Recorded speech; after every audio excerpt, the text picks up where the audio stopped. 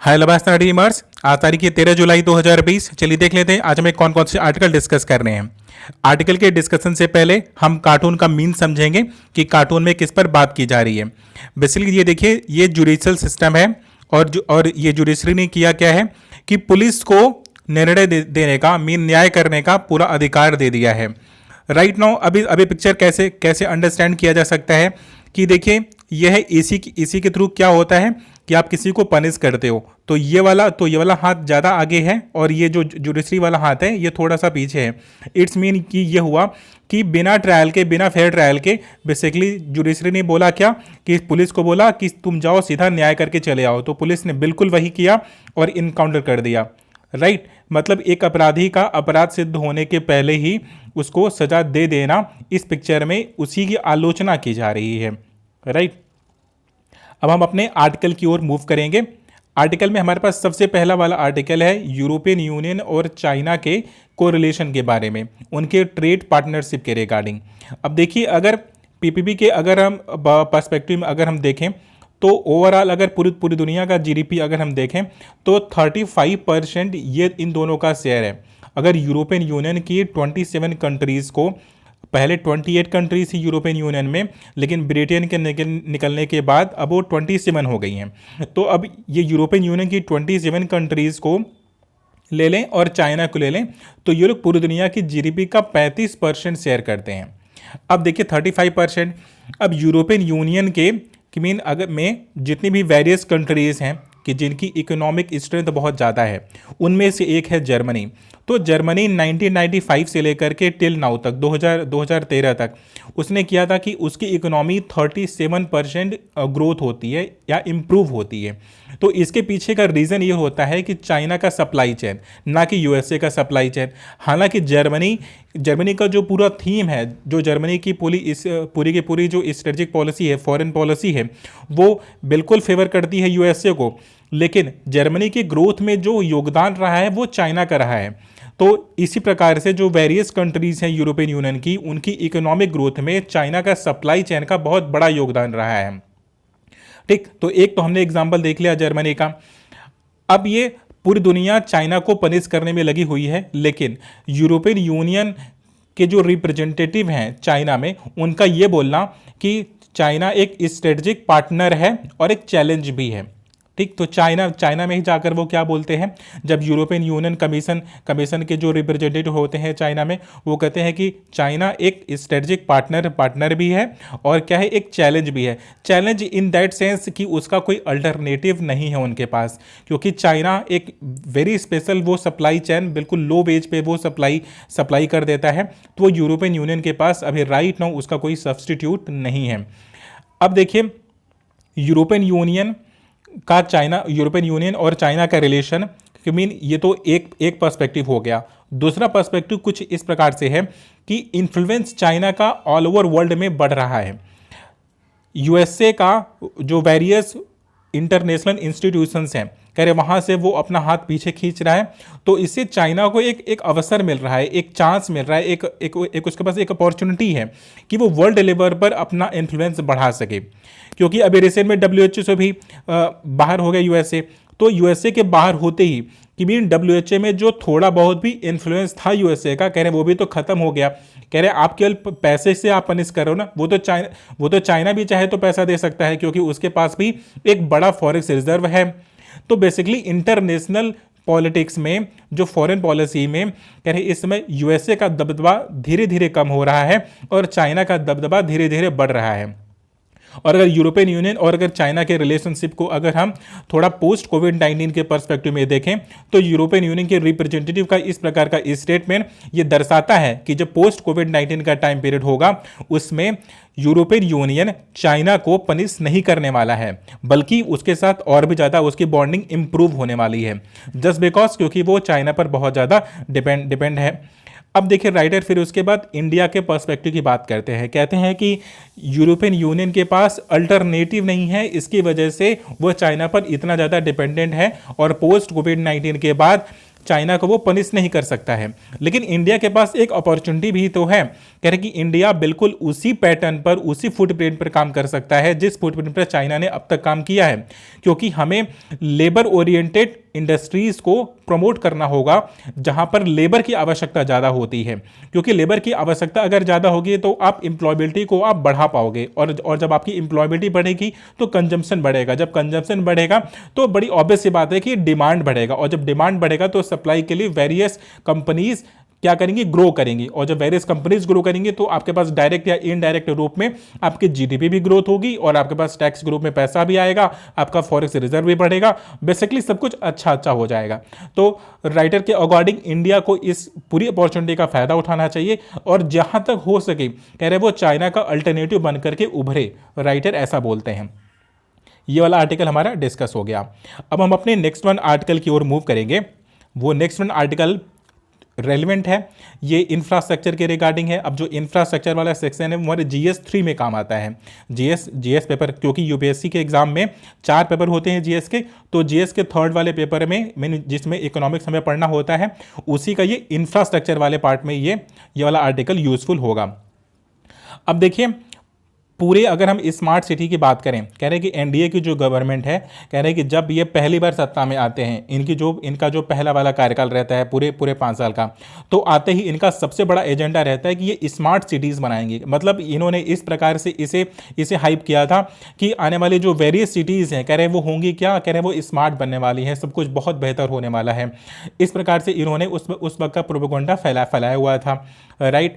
तो कह रहे हैं कि एनडीए का पहला वाला कार्यकाल तो समाप्त हो गया, लेकिन अब जो कोविड-19 का जो पेंडेमिक है, कह रहे पेंडेमिक इस समय जो अर्बन सोसाइटीज़ हैं, कह रहे जो गांवों में रहने वाले लोग हैं, सॉरी जो शहरों में रहने वाले लोग हैं, लाइक अगर मेट्रोपॉलिटन सिटीज़ को देखें, अगर हम चेन्नई को लें, बेंगलुरु को लें, मुंबई को लें, दिल्ली को लें, कह रहे कि इन्होंने कोविड-19 के इम्पैक्ट को कह रहे झेल नहीं पा रहे हैं ये, क्योंकि ना केवल वहाँ के लोगों की एम्प्लॉयबिलिटी, ना केवल उनकी जॉब गई है, बल्कि वो अपनी हेल्थ फैसिलिटी के लिए भी सर्वाइव कर रहे हैं। मतलब स्टिल इतनी डेवलप्ड सिटीज़ हैं, उसके बावजूद वहाँ के लोगों का जो रोजगार है, कह रहे वो ख़त्म हो गया, उनके पास पैसे नहीं हैं, उनके पास अनाज नहीं पहुँच पा रहा है, बेसिकली पूरी तरह से सप्लाई चेन वहाँ पर टूटा हुआ है, और कोविड-19 ने पूरी तरह से कमर तोड़ के रखी हुई है। ठीक, बार बार लॉकडाउन लगा दिया जा रहा है। तो राइटर के अकॉर्डिंग कि पहले वाले कार्यकाल में एनडीए गवर्नमेंट के द्वारा ये बोला गया कि वो स्मार्ट सिटीज़ बना देंगे, लेकिन ऑलरेडी जो सिटीज़ डेवलप्ड हैं उसी पैटर्न में, कह रहे हैं वो तो पैंडेमिक को झेल नहीं पा रही हैं। ठीक है, अब उसके बाद कहते हैं कि चलिए अब मान लेते हैं कि ठीक है, आप उससे बेहतर कुछ बनाने वाले थे, आपके स्मार्ट सिटी का प्रोपेगेंडा कुछ अलग हो सकता था। फिर अब कुछ डेटा देते हैं, कहते हैं कि कुल 5100 प्रोजेक्ट थे जिसे इंप्लीमेंट करना था एनडीए की गवर्नमेंट को, लेकिन 4600 केवल प्रोजेक्ट का टेंडर दिया जाता है लोगों को। मतलब ये हुआ कि जितना प्रोजेक्ट उन्हें इंप्लीमेंट करना था, जितना उन्होंने प्लान बनाया था, कह रहे उससे कम का तो टेंडर दिया गया। अब ठीक है, टेंडर तो दे दिया गया, अब 4600 लोगों को टेंडर दिया गया, उसमें से केवल 1638 प्रोजेक्ट पूरी तरह से कंप्लीट हुए हैं। मतलब आपका पहला वाला कार्यकाल खत्म हो गया, आपने पहले वाले कार्यकाल में ये प्रॉमिस किया था कि आप स्मार्ट सिटीज़ बनाओगे, स्मार्ट सिटीज़ के रिगार्डिंग आपने एक खाका तैयार किया हुआ था, आपने एक स्ट्रक्चर तैयार किया, जिसमें से 5100 के आसपास आप बोल रहे थे कि आप प्रोजेक्टों को वो इंप्लीमेंट करोगे, लेकिन 5100 के बाद 4600 पे आप टेंडर देते हो, और टेंडर जितना आपने दिया है उसमें से भी 1638 के आसपास का जो प्रोजेक्ट है वो पूरी तरह से कंप्लीट हो पाया है, राइट। अब उसमें फिर कहते हैं कि ये तो हमने प्रोजेक्ट के बेसिस पर हमने ये आपको डेटा बता रहे हैं। कह रहे दूसरा कहते हैं चलिए अमाउंट के बेसिस पर देख लेते हैं कि अमाउंट पे आपने बोला था कि हम स्मार्ट सिटीज़ के लिए 2 लाख करोड़ रुपीस खर्च करेंगे। अब 2 लाख करोड़ रुपीस आपने पैसे तो अलॉट कर दिए, लेकिन अभी तक केवल 26,000 करोड़ रुपीस का जो प्रोजेक्ट है, कह रहे वो प्रॉपर कंप्लीट हो पाया है। मतलब उसमें भी आप पूरी तरह से फेल हुए हो। करें अब स्मार्ट सिटीज़ की मेरी आलोचना करना हो सकता है कि गलत हो। राइटर कहते हैं कि स्मार्ट सिटीज़ की भी आलोचना करना हो सकता है कि मैं गलत हूं, लेकिन अब जिस बेसिस पर बोला गया था कि स्मार्ट सिटीज, क्योंकि स्मार्ट सिटीज़ के जो फाउंडर हैं, जो स्मार्ट सिटीज़ को फेवर करते हैं, वो तो कहते हैं कि हमने हेल्थ के बेसिस पर स्मार्ट सिटीज़ को नहीं बनाया था, हमने तो वहाँ की लाइफ स्टाइल को, हमने हमने हमने उनके लिविंग स्टैंडर्ड को इम्प्रूव करने के लिए स्मार्ट सिटी का कॉन्सेप्ट दिया था। अब आप हेल्थ की बात क्यों कर रहे हो? राइटर फिर यहाँ पे कहते हैं ठीक है, अगर आप मुझे गलत मानते हो तो मान भी लो, लेकिन एक 74th अमेंडमेंट में जो 12th शेड्यूल है हमारे कॉन्स्टिट्यूशन का, कह रहे उसमें म्यूनिसिपैलिटीज़ का एक रिस्पॉन्सिबिलिटी है, एक लाइबिलिटी है कि वो अर्बन सोसाइटी में रहने वाले लोगों को के हेल्थ का भी वो ध्यान रखेंगे।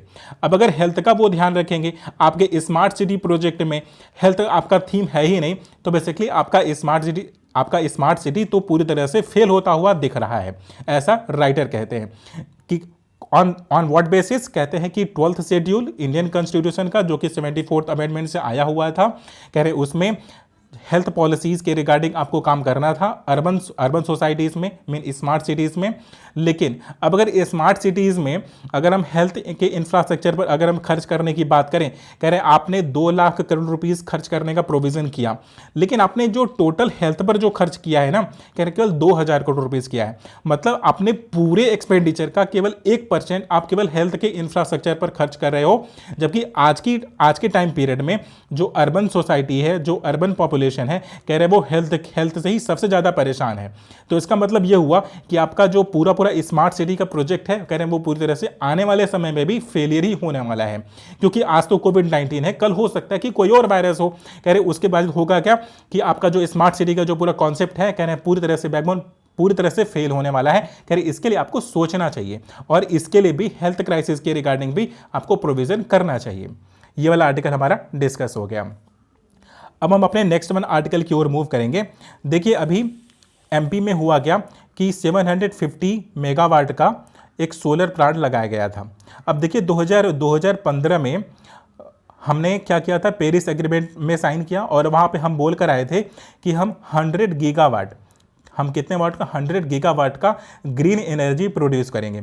लेकिन अगर अभी तक की बात करें, 2020 की बात करें, क्योंकि वो हमें पूरा 2022 तक अचीव करना था, हमने केवल 35 गीगावाट तक का ही एनर्जी कि मीन सोलर पावर प्लांट के थ्रू हम उसे वो कर सकें, प्रोड्यूस कर सकें या प्रोड्यूस कर रहे हैं।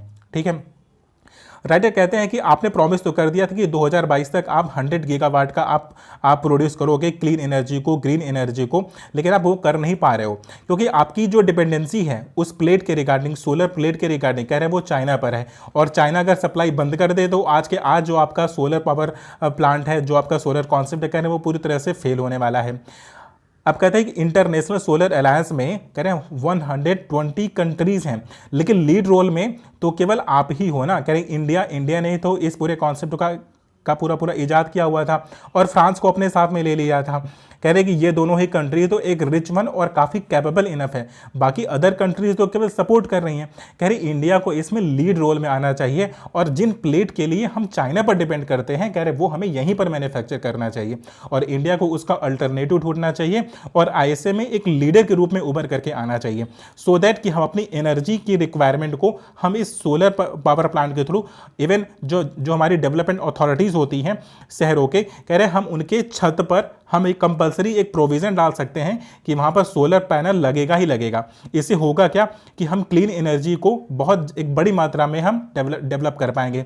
लेकिन आज होता क्या है कि डेवलपमेंट अथॉरिटीज़ शहर तो बनाती हैं कि मीन वो फ्लैट तो दे देती हैं, लेकिन जो उसके ऊपर वाला छत होता है, कह रहे या तो वो यूटिलाइज नहीं हो पाता है, या बहुत बड़ी बिल्डिंग होने की वजह से, या तो बहुत ही लेस अमाउंट में मीन बहुत ही लेस पॉपुलेशन उसे कंज्यूम कर पाती है, मतलब वो स्पेस पूरी तरह से बेकार जाता है। लेकिन अगर एक हम कंपलसरी प्रोविजन उसमें डाल दें कि वहाँ पर सोलर पैनल लगेगा ही लगेगा, तो कह रहे इंडिया का, कह रहे इसमें ड्रास्टिक चेंज आने वाला है और जो 35 गीगावाट का जो हमारा टारगेट है, कह रहे आने वाले 2022 में हम 100 गीगावाट का टारगेट हम अचीव कर लेंगे। हमारा ये वाला भी आर्टिकल डिस्कस हो गया। अब हम अपने नेक्स्ट वन आर्टिकल की ओर मूव करेंगे। देखिए हाजी फोबिया की मीन एक क्या है, एक मोशाक, एक म्यूज़ियम है मिस्र में। क्या था कि एक म्यूज़ियम है, तो म्यूज़ियम को इस समय एक मोशाक में तब्दील किया जा रहा, मीन एक दरगाह के रूप में तब्दील किया जा रहा। तो अब वो अपने सेक्युलर जो उनका सेक्युलर प्रोविज़न है, कह रहे हैं वो उससे इस समय थोड़ा सा मूव कर रहे हैं। कह रहे हैं वो जो अर्दगान जो राष्ट्रपति हैं कह रहे हैं कि वो अपने प्रोविजन से क्या कह रहे हैं कि अपनी कंट्री के जो मेन थीम है सेक्युलरिज्म, कह रहे हैं वो सेक्युलरिज्म से किसी एक रिलीजन की ओर मूव कर रहे हैं। कह रहे हैं कि ये गलत है, जबकि वो पूरी साइट जो हेरिटेज साइट में आता है, और अगर कोई साइट अगर हेरिटेज साइट है तो आप उसके प्रोविज़न को बदल नहीं सकते हो, उसके स्टेटस को आप बदल नहीं सकते हो। लेकिन अर्दगान जी कर क्या रहे हैं, कह रहे हैं उसके स्टेटस को बदल दे रहे हैं, और हो सकता है कि यूनेस्को करे क्या कि उसे उस पोशाक को हेरिटेज साइट से वो बाहर कर दे।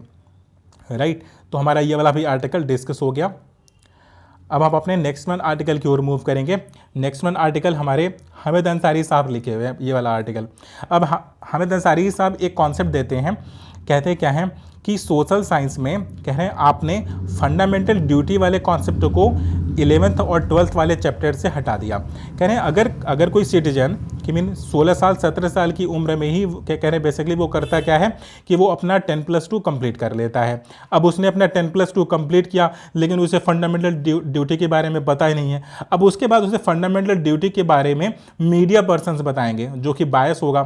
तो अगर कोई पर्सन अपने एकेडमिक स्कूल में प्रॉपर एक न्यूट्रल नॉलेज अगर गेन नहीं करता है, तो वो नॉलेज कहाँ से एक इनफॉर्मल वे में गेन करेगा, और इनफॉर्मल वे में अगर वो गेन करता है मीडिया के थ्रू, तो वो हो सकता है कि वो बायस हो। कह रहे इसकी वजह से जो आपका एजुकेशन सिस्टम है, कह रहे हैं कि वो पूरी तरह से फेल भी हो सकता है, और वो सिटीजन वो प्रोड्यूस आप नहीं कर पाओगे जो अभी तक होते आ रहे थे। तो जो आपका जो नेशनलिज्म का जो कॉन्सेप्ट है ना, कह रहे हैं कि ये तो वहीं पर फेल होने वाला है।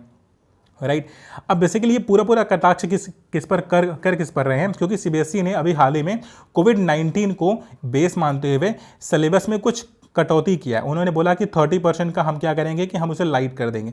अब हामिद अंसारी जी का कहना है कि आप 30% सिलेबस को कम इसलिए कर रहे हो क्योंकि कोविड-19 की वजह से कुछ सेशन आपका खराब हो गया। कह रहे हैं और भी तरीके हैं, कह रहे हैं आप सेशन को और ज़्यादा लाइट कर सकते थे, लेकिन आप बिल्कुल कोर थीम से अलग हट करके आप काम नहीं कर सकते हो। कह रहे कि आपको इन चीज़ों को सोशल साइंस को कह रहे उसमें रखना ही चाहिए था, और ये पूरी तरह से आप गलत करो कि सिलेबस को बहुत ही वेग तरीके से आप पैटर्न में चेंजेस कर रहे हो। तो हमारा ये वाला भी आर्टिकल डिस्कस हो गया, इसमें इससे ज़्यादा कोई कॉन्सेप्ट नहीं था डिस्कस करने के लिए।